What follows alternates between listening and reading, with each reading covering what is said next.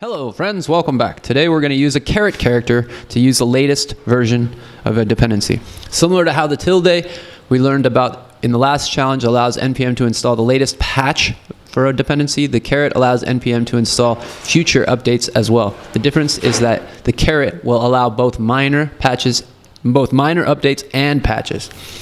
Your current version should be a tilde 2.10.2, which allows NPM to install the latest 2.10x version. If you use the Caret as a version prefix instead, NPM would be allowed to update to any 2. Whatever version.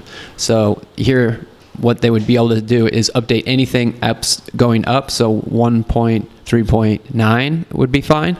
If they went 1.4.0, that would be fine. But it would not go to 2.0.0.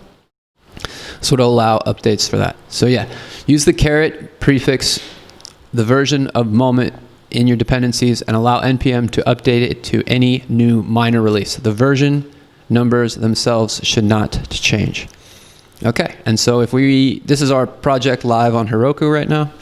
If we were to run this, we would see that this one passes and this one doesn't because we haven't updated the dependency. And so if we come over here, we can change this to the Caret, which is Shift 6. And then I'm not sure if that'll make a difference in our install because we want to run npm install just to make sure it works. It does make a difference, perhaps. Git status. No, it didn't. So we want to say git add for the modified package. So we want to say git push. This pushes our changes to GitHub. Here we have the moment still has the tilde, but now that we've pushed the changes, we should see this change to a Caret. And it takes a little bit sometimes.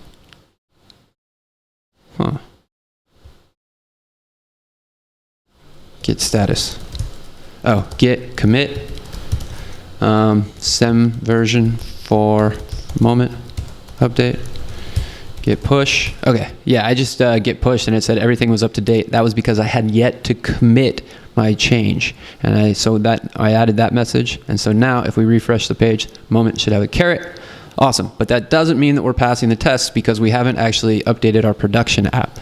So now what we want to do is update our production app. So git push Heroku. That's the branch, and then we want to push to the head. We want to push our head master there.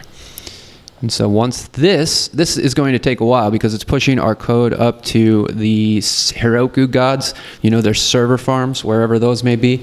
And then it's got once we push up the changes, it's checking on the dependencies and it's reproducing it and republishing the application. And so now that it's there, we have updated our application and we can run the tests here. So that's how that one works. Thanks for watching. We'll see you in the next lesson.